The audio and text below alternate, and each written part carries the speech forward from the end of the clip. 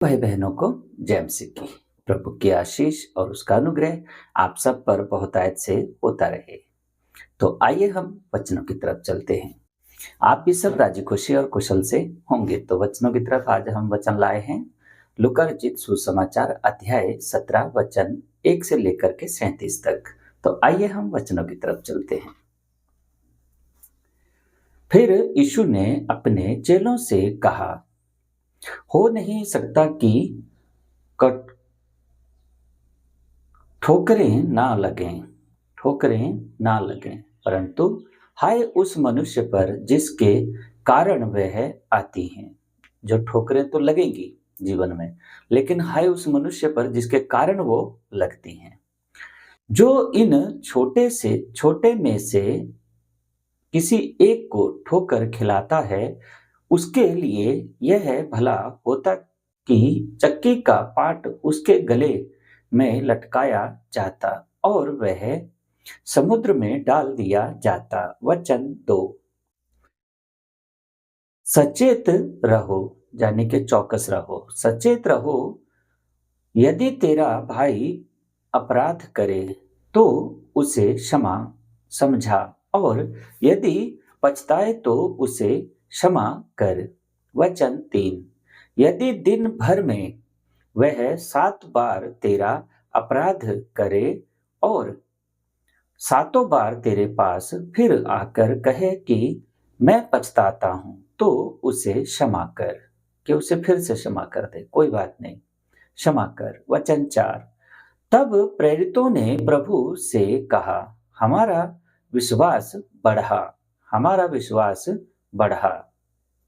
वचन 5।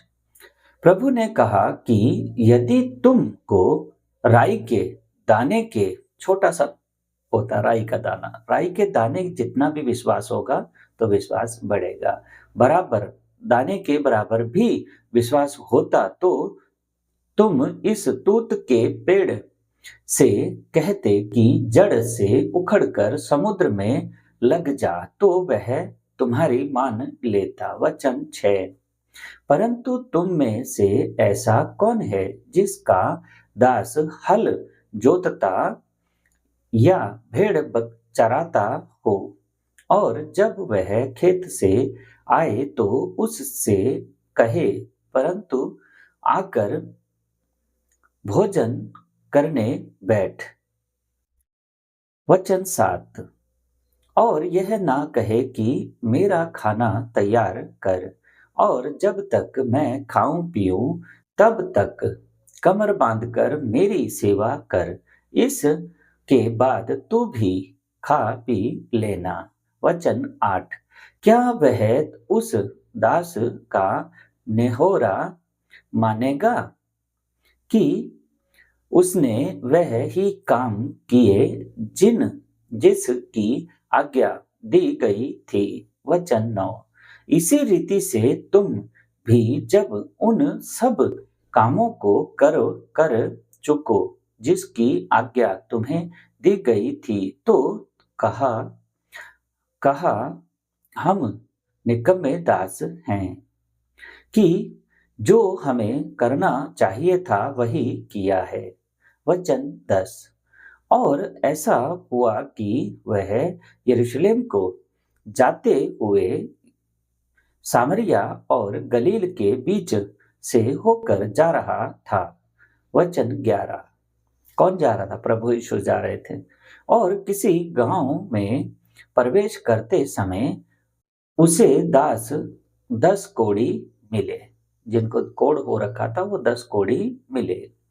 वचन 12। और उन्होंने दूर से खड़े होकर यीशु होकर ऊंचे शब्द से कहा, हे यीशु, हे स्वामी, हम पर दया कर। वचन 13। कि हम पर दया कर, हमारा जो कोढ़ है उसे चंगा कर, कि भी हम शुद्ध हो जाएं। यीशु ने उन्हें देखकर कहा, आओ जाओ और अपने ताई याचकों को दिखाओ। और जाते ही जाते वह शुद्ध हो गए। वो शुद्ध हो गए, उनका कोढ़ जाता रहा, वो एकदम अच्छे भले हो गए। वचन 14। तब उनमें से तब उनमें से एक यह देखकर कि मैं चंगा हो गया हूँ, ऊंचे शब्द से परमेश्वर की बड़ाई करता हुआ लौटा। किसकी? परमेश्वर की बड़ाई करता हुआ लौटा। वचन 15। और यीशु के पांव पर मुंह के बल गिरकर उसका धन्यवाद करने लगा और वह सामरी था। वचन 16। इस पर यीशु ने कहा, क्या दसों शुद्ध ना हुए? प्रश्न कर दिया उससे कि दसों ठीक ठाक नहीं हुए, तो फिर वह 9 कहाँ हैं? फिर पूछा कि वो 9 कहाँ हैं? तू ही अकेला आया, क्या वो 9 ठीक नहीं हुए? क्या इस परदेसी को छोड़ कोई और ना निकला जो परमेश्वर की बड़ाई करता? ठीक तो 10 हो गए, लेकिन वो आए नहीं। वचन 18। तब यीशु ने उससे कहा, उठकर चला जा, तेरे विश्वास ने तुझे चंगा किया है। वचन 19।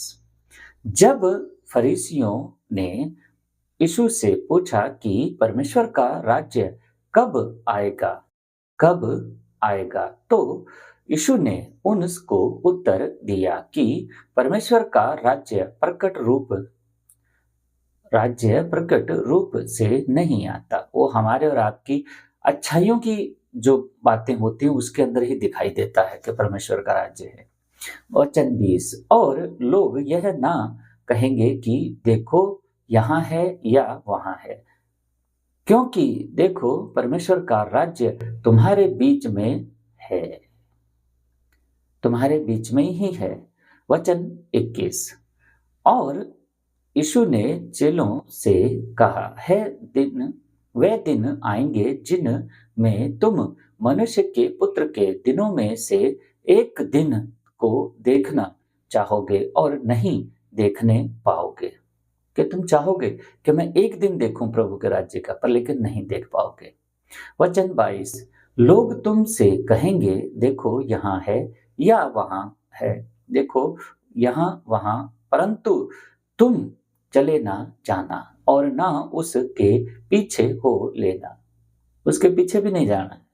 ये सब बातें परमेश्वर ने पहले बता दी कि तुम्हारे को ये चीजें दिखाएंगे, बताएंगे, लेकिन जाना नहीं। वचन 23। क्योंकि जैसे बिजली आकाश की एक ओर से गोंद कर आकाश की दूसरी ओर चमकती है, वैसे ही मनुष्य के का पुत्र भी अपने दिनों में प्रकट होगा।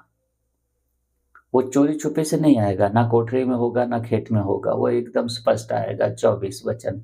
परंतु पहले अवश्य है कि वह बहुत दुख उठाए और इस युग के लोग उसे तुच्छ ठहराएं। किसको? प्रभु यीशु को तुच्छ ठहराएं, जिसने दुनिया बनाई, जिसने दुनिया के लिए प्राण दिया। वचन 25। वैसा जैसा नूह के दिनों में हुआ था, वैसा ही मनुष्य के पुत्र के दिनों में भी होगा, वैसा ही होगा। वचन 26। जिस दिन तक नूह जहाज पर ना चढ़ा, उस दिन तक लोग खाते पीते थे और उनमें ब्याह शादी होती थी। तब जल प्रलय ने आकर उन सब को नाश किया, सबको नाश कर दिया।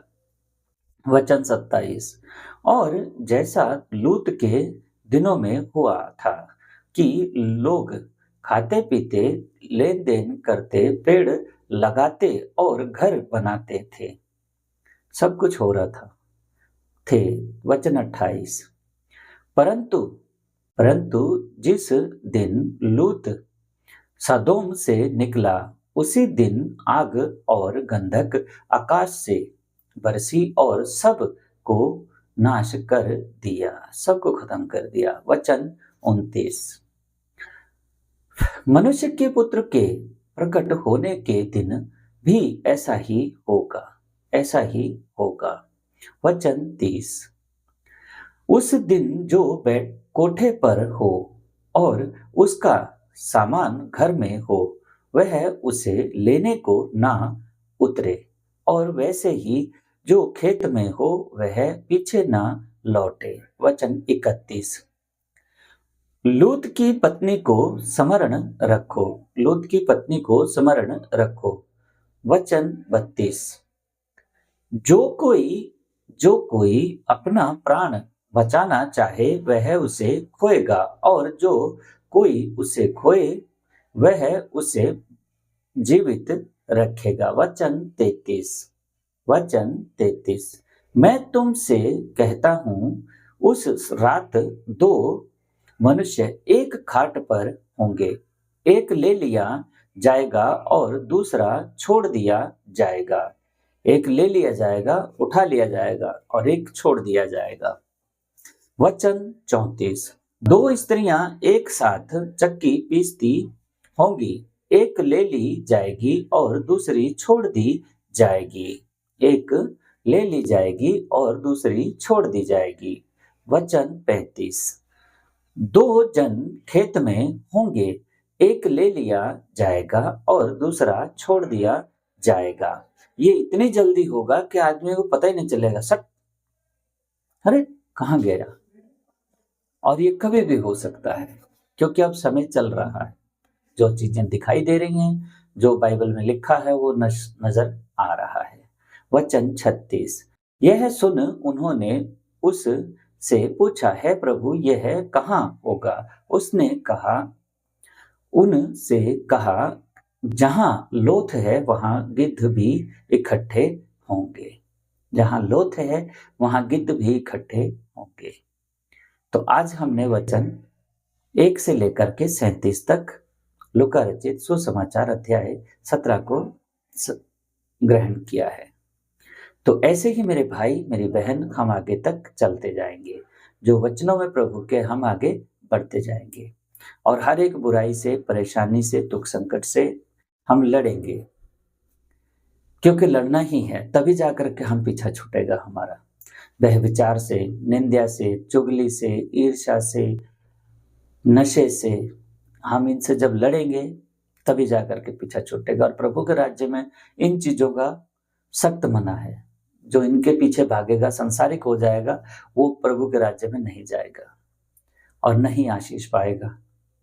तो हमें इन चीजों से तो दूर जाना पड़ेगा, छोड़ना पड़ेगा इन चीजों को। आज के लिए इतना ही।